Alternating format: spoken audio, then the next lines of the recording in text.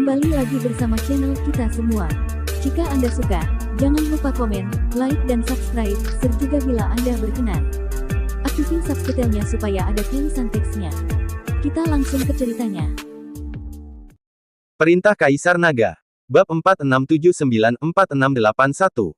Ketika Thomas mengikuti pemuda itu keluar dari aula utama, seluruh orang langsung bingung. Terlihat di luar aula utama, 12 biksu berpakaian hitam dengan pedang, satu persatu, berdiri seperti hantu. Ke-12 orang ini ternyata berada di atas tingkat 5 alam Mahayana, dan beberapa dari mereka sama sekali tidak lebih lemah. Dalam barisan ini, jika lawan mencari masalah, aliansi penyegelan iblis diperkirakan akan dihapuskan. Dan di depan 12 biksu berpakaian hitam ini, seorang biksu wanita yang mengenakan rok putih, biksu wanita itu terlihat sangat muda dan terlihat sangat anggun. Melihat pemuda itu keluar, biksu perempuan itu menyambutnya, "Gabriel, bagaimana dengan itu? Kimberly, ayo pergi ke dinasti Xiao dan tunggu Dev. Dimanapun dia berada, dia pasti akan kembali ke dinasti Xiao." Gabriel dengan lembut membelai rambut Kimberly dan berkata, "Ya." Kimberly mengangguk. "Ayo pergi." Gabriel berkata dengan enteng. "Baik, Yang Mulia." Ke-12 biksu berpakaian hitam itu menjawab serempak. "Yang Mulia. Yang Mulia dari Istana ke-10. Putra penguasa Istana ke-10. Ketika Thomas mendengar nama ini, seluruh kepalanya kosong. Ada satu Yang Mulia yang pergi terakhir kali, dan sekarang ada yang lain. Berapa banyak anak laki-laki yang dimiliki penguasa Istana ke-10? Thomas melihat lebih dekat, dan tentu saja, dia menemukan bahwa Gabriel ini memiliki banyak kesamaan dengan Yang Mulia ke-10 yang datang terakhir kali. Setelah mengetahui identitas pihak lain, Thomas menjadi lebih berhati-hati dan mengikuti semua orang langsung ke dinasti Xiao. "Pernahkah kamu melihat pria bernama Dev itu?" Dalam perjalanan, Gabriel bertanya pada Thomas. "Aku pernah melihatnya." Thomas mengangguk buru-buru. "Ceritakan tentang dia." Gabriel berkata. "Ini." Thomas sedikit ragu. Dia tidak tahu harus mulai dari mana. Setelah beberapa saat, dia berkata, "Yang Mulia," lalu Dev terlihat kelas menengah ke atas, dan tinggi badannya tidak terlalu tinggi. Tidak ada yang istimewa tentangnya, tetapi sejauh yang saya tahu, Dev memiliki banyak wanita di sisinya. Setelah Gabriel mendengarkan, dia melirik Thomas dengan dingin, "Apakah saya ingin mendengar itu?" Thomas sedikit gemetar, dan buru-buru melanjutkan, "Yang Mulia, meskipun Dev memiliki kekuatan tingkat 9 alam kesengsaraan transendensi, dia dapat bertarung melompati level, tetapi dia masih mengalami kesulitan berurusan dengan biksu tingkat 5 alam Mahayana."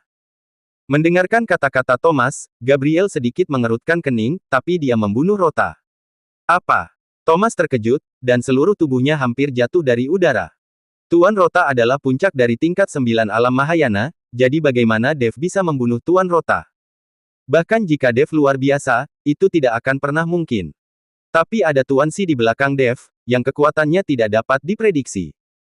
Tuan Rota dibunuh oleh Tuan Si dan dibangkitkan kembali. Ada juga penguasa wilayah barat. Setelah melihat Tuan Si, dia melarikan diri.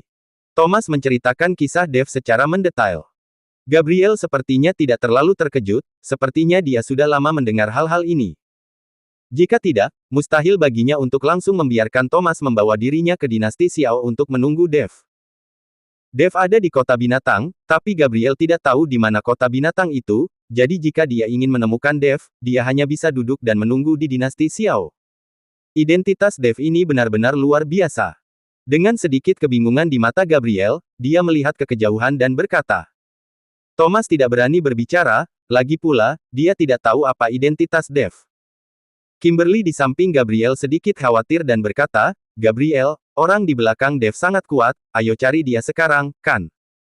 Kimberly melirik Gabriel, tapi dia tidak terus mengucapkan kata-kata berikutnya. Dia juga tahu bahwa Gabriel mengorbankan hidupnya untuk menjalankan tugas ini agar bisa bersamanya, untuk membawanya pergi dari Istana ke-10. Namun, dia tidak ingin melihat Gabriel mati untuk ini. Gabriel menatap Kimberly dengan cinta di matanya, tersenyum tipis, dan berkata, "Tak perlu dikatakan, Master di belakang Dev, meskipun itu Dev, saya belum tentu lawannya. Kekuatanku sebanding dengan Rota. Jika dia bisa membunuh Rota, dia pasti bisa membunuhku. Lalu kenapa kamu masih pergi mencari Dev?" Kimberly memandang Gabriel tanpa bisa dijelaskan, mengetahui bahwa dia sudah pasti mati, mengapa dia ingin pergi. Gabriel tersenyum kecil, saya mencari Dev, belum tentu untuk membalas dendam. Jika saya tidak membalas dendam, maka Dev punya alasan untuk membunuh saya. Kamu. Kimberly memandang Gabriel, sedikit tidak bisa menebaknya. Dan Thomas bahkan lebih bingung saat ini. Yang mulia dari Istana ke-10 tidak mencari Dev untuk membalas dendam. Apa yang akan dia lakukan? Dunia mengatakan bahwa ras Protoss saya sombong dan angkuh, tetapi tidak semua Protoss seperti ini. Saya tahu kekuatan saya, dan saya juga tahu berapa banyak Kati dan Tael yang saya miliki. Saya akan sadar diri sepanjang waktu. Ayahku tidak menyukaiku, dia bahkan tidak mengenaliku sebagai anak laki-laki, bukan hanya karena aku menyukaimu, tapi juga karena aku tidak cukup sombong dan aku selalu meremehkan diriku sendiri. Gabriel berkata perlahan. Mendengarkan kata-kata Gabriel, Thomas semakin bingung, tapi dia tidak berani bertanya lebih banyak. Sekarang dia hanya seorang guide. Selama dia membawa orang-orang ini ke dinasti Xiao, tugasnya akan selesai. Apakah kamu tahu mengapa aku menyukaimu? Itu karena karaktermu. Kimberly bersandar di bahu Gabriel, dengan senyum bahagia di wajahnya. Kota Nanjing. Dev dan Melanie sudah tiba. Kesibukan sepanjang jalan telah melelahkan Melanie. Bagaimanapun, kekuatannya tidak tertandingi oleh Dev. Namun kesegaran yang diberikan dunia luar kepadanya juga membuatnya melupakan kelelahannya. Dunia di luar kota binatang sangat besar. Apa yang dikatakan Melanie itu dengan penuh emosi. Anda harus tahu bahwa ada 5 wilayah di dunia surga dan manusia, dan salah satunya, Gunung Iblis Surgawi di wilayah selatan, sudah menjadi sangat luas, ribuan mil luasnya. Dan kota binatang hanyalah kota keberadaan di sudut Gunung Iblis Surgawi. Jadi kota binatang tidak lebih dari setetes air di lautan dibandingkan dengan seluruh dunia surga dan manusia. Itu sebabnya Melanie sangat terkejut, dunia yang terlalu besar ini mengejutkan dirinya. Setelah kamu bersamaku untuk sementara waktu, kamu akan dapat melihat lebih banyak tentang dunia. Melihat Melanie seperti itu, Dev tersenyum tipis. Tidak masalah melihat dunia, tapi terlalu melelahkan untuk berlarian seperti ini. Semua kekuatan spiritual dalam tubuh saya ini digunakan untuk melarikan diri. Melanie sedikit mengerutkan kening dan berkata, "Jangan khawatir, kita akan bertemu Yulian sebentar lagi, dan kita bisa naik pesawat tanpa harus terbang sendiri." Dev berkata, "Pesawat, apa itu pesawat?" Melanie bertanya dengan rasa ingin tahu. "Kamu akan mengerti ketika kamu melihatnya." Dev juga tidak menjelaskan. Lagi pula, Melanie tidak bisa memahami penjelasannya meski Dev menjelaskannya. Sekarang Melanie seperti nenek tua memasuki Grandview Garden. Dia ingin tahu tentang segalanya dan tidak mengerti apa-apa.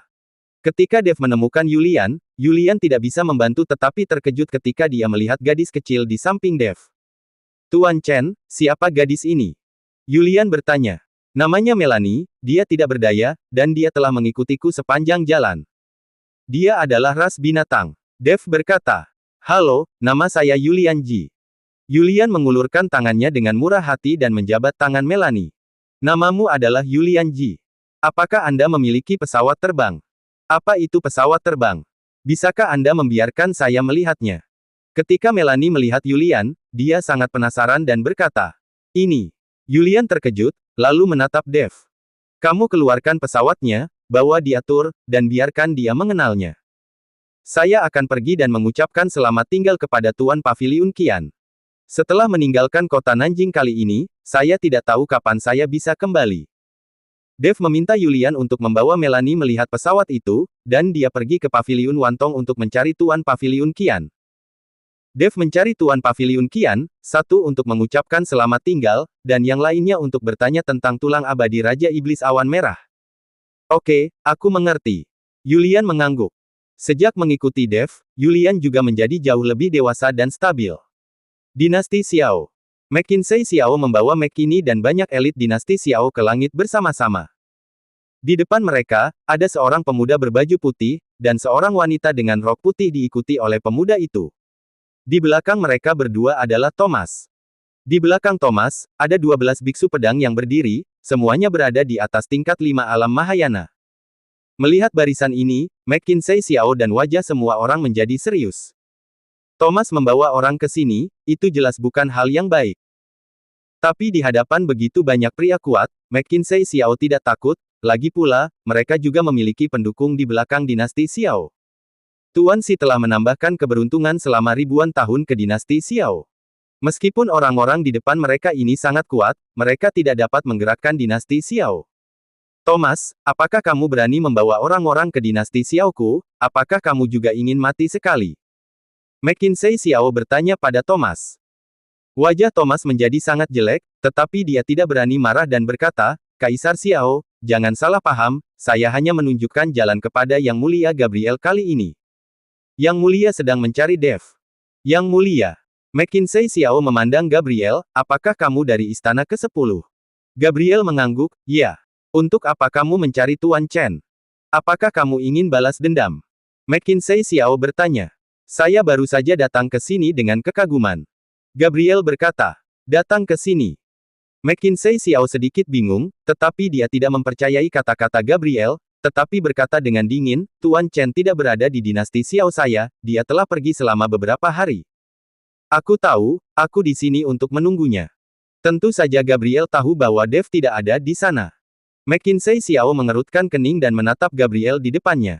Dia tidak mengerti, apa maksud orang-orang di kuil ini. Dan sepertinya dia ada di sini tidak untuk bertarung, lagi pula, tidak ada permusuhan dari tubuhnya. Tapi kami tidak tahu kapan Tuan Chen akan datang ke dinasti Xiao kami. McKinsey Xiao berkata. Karena saya sudah datang, saya akan menunggu sampai kapan, tapi saya tahu Anda pasti bisa menghubunginya. Setelah Gabriel selesai berbicara, tubuhnya perlahan turun, langsung ke tanah, lalu duduk bersila di atas batu besar. Melihat pemandangan ini, meskipun McKinsey Xiao penuh dengan keraguan, dia tidak punya cara lain selain membawa orang-orang kembali ke kota kekaisaran dan membiarkan Gabriel dengan orang-orang untuk menunggu di luar. Yang Mulia, saya. Melihat McKinsey Xiao pergi, Thomas ingin mengikuti Gabriel dan pergi sendiri. Dia tidak ingin berada di sini menunggu Dev tiba. Jika dia melakukannya saat itu, Tuan Xi akan berada di sini lagi, dan dia mungkin akan ketakutan sampai mati. Tapi dia tidak berani mengatakannya dengan jelas, jadi dia ragu-ragu. Apakah kamu ingin pergi? Gabriel menatap Thomas. Meskipun mata Gabriel tidak menunjukkan sedikit pun ketidaksenangan atau kemarahan, pandangan ini cukup membuat takut Thomas. Gabriel tidak menyangka Thomas tidak melakukan apapun, dia hanya membiarkan Thomas memimpin jalan. Tapi Thomas ini, sebagai pemimpin aliansi penyegelan iblis, sangat penakut dan tidak berguna, bagaimana dia bisa melakukan sesuatu untuk istana ke-10? Tidak, aku tidak pergi, Yang Mulia masih di sini, bagaimana saya bisa pergi? Thomas menggelengkan kepalanya dengan tergesa-gesa, tidak berani mengatakan apa-apa tentang pergi sama sekali. Kimberly memandang Gabriel, yang duduk tegak, dan berkata, Gabriel, apakah kita benar-benar harus menunggu di sini? Saya tidak tahu berapa lama kita harus menunggu. Ini tidak akan lama. Gabriel tersenyum sedikit. Dia tahu bahwa setelah McKinsey Xiao kembali, dia pasti akan memberitahu Dev, dan Dev tidak butuh waktu lama untuk kembali. Gabriel menebaknya dengan baik. Setelah McKinsey Xiao kembali, McKinsey Xiao segera meminta McKinney untuk menghubungi Dev menggunakan slip giok transmisi suara. Pada saat ini, Dev mengucapkan selamat tinggal kepada Tuan Paviliun Qian di kota Nanjing. Ketika dia menerima transmisi suara McKinney, Dev bergegas ke alun-alun dengan cemas, untuk membawa pesawat itu ke dinasti Xiao.